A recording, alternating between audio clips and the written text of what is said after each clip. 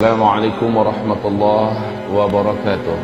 Ibarallah, Rasulullah bersabda sallallahu alaihi wasallam, aku tidak pernah menyaksikan ada suatu pemandangan yang lebih mengerikan, yang lebih dahsyat, lebih berat dibandingkan dengan pemandangan alam kubur.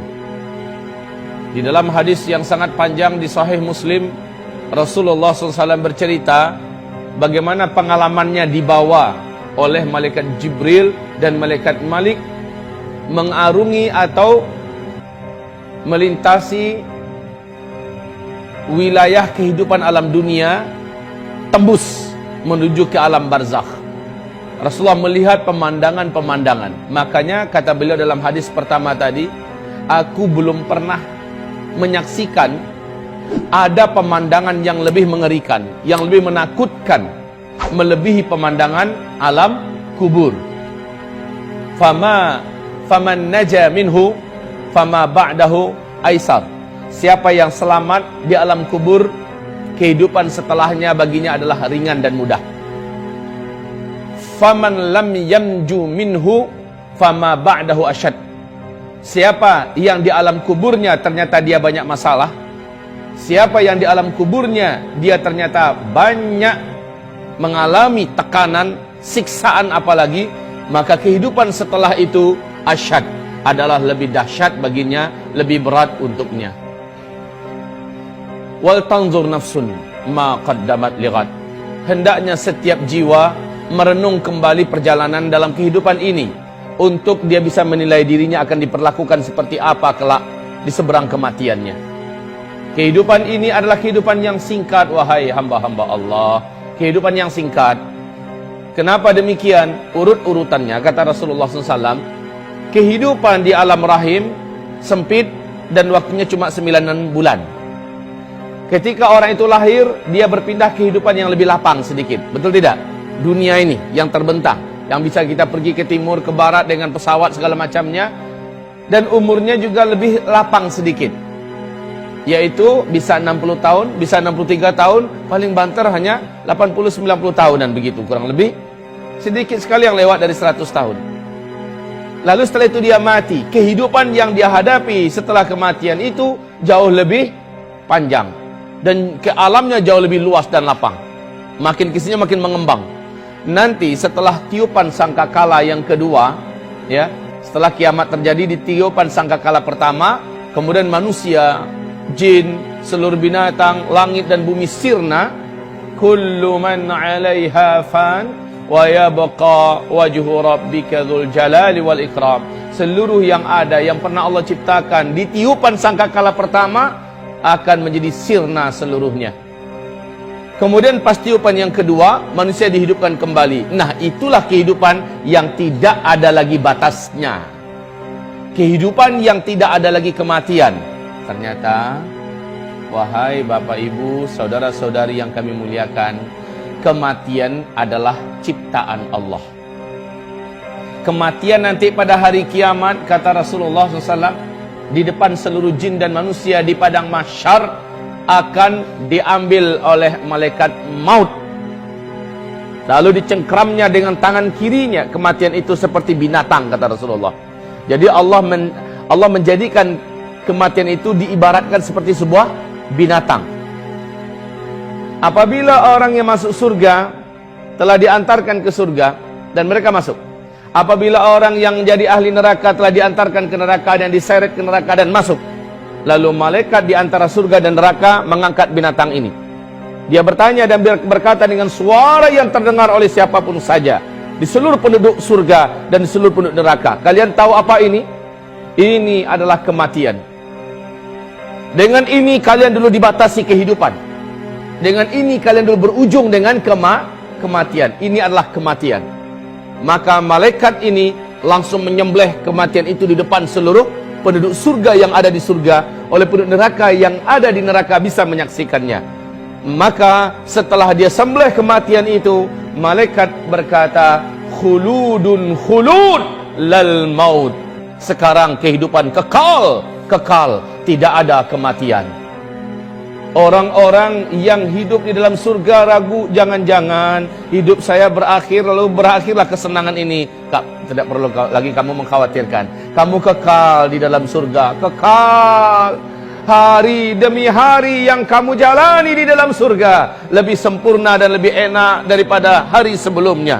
Bertambah waktu ke depan, bertambah indah, bertambah enak, bertambah lezat, bertambah nyaman, bertambah bahagia di dalam surga. Dan kesedihan juga adalah makhluk, itu pun dibuang dan dimatikan oleh Allah. Tidak ada lagi kesedihan, tidak ada sakit yang dalam surga. Sementara yang di neraka, mereka berharap mudah-mudahan ada ujung dari kehidupan dalam neraka, yaitu kematian. Tapi setelah dia lihat kematian disembelih oleh malaikat maut, bahwa kematian sudah tidak ada, bertambah menjadi putus asanya ahli neraka. Gimana? Kalau seandainya bisa bunuh diri mati mah enak, ya kan? Dalam neraka bunuh diri mati, ya enak, lepas dari neraka. Ini malah nggak bisa mati. Ya Rabb, ibarallah ma'asyiral muslimin, apakah kehidupan yang sebentar saja di kehidupan dunia ini berhasil melenakan dan melalaikan kita? Rugi Bapak Ibu, rugi. Hanya gara-gara uang yang tidak seberapa, emas yang tidak seberapa, menjadikan kita menipu, mencuri, merampok, membunuh, melakukan kezaliman, menjadikan kita melakukan berbagai macam perbuatan riba dan segala macamnya. La haula wala quwata illa billah. Ibarallah ma'asyiral muslimin wal muslimat.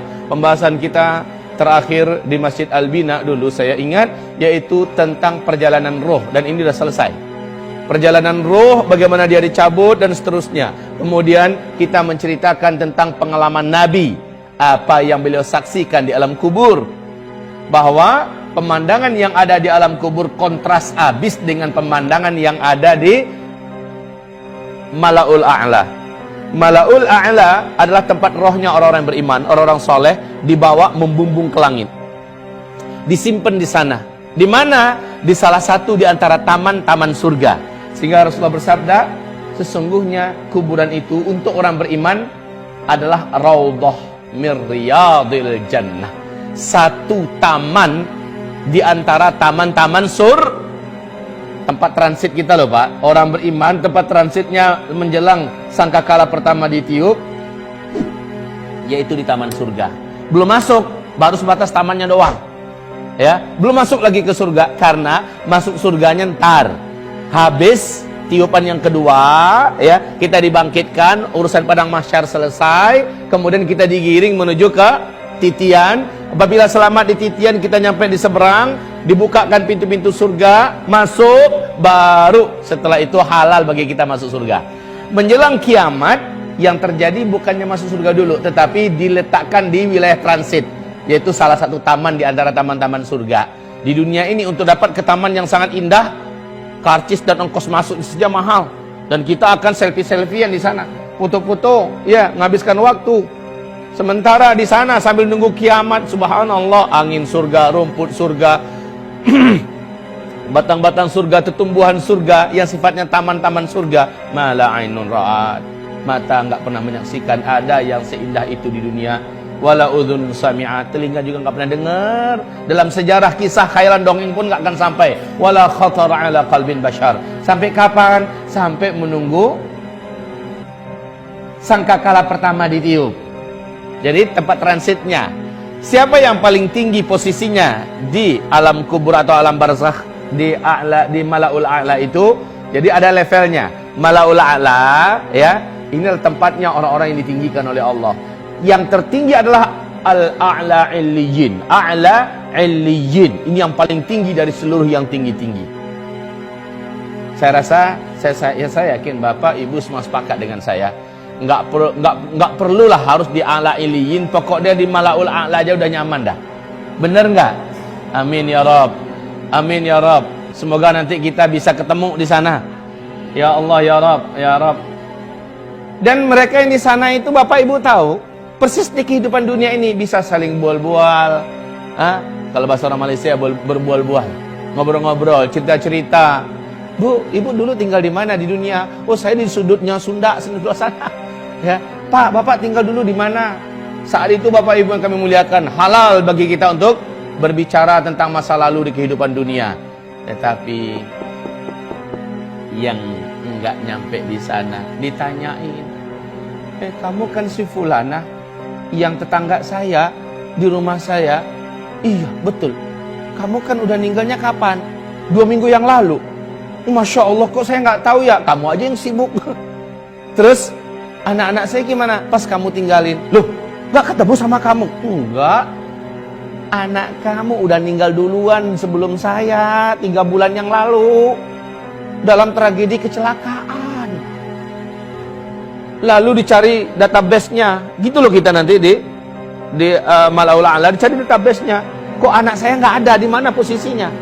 Maka tahulah orang tua atau kita yang sudah meninggal dan letaknya di tempat yang mulia itu, anak kita bukan di situ tempatnya, tapi di mana? Asfalas safilin.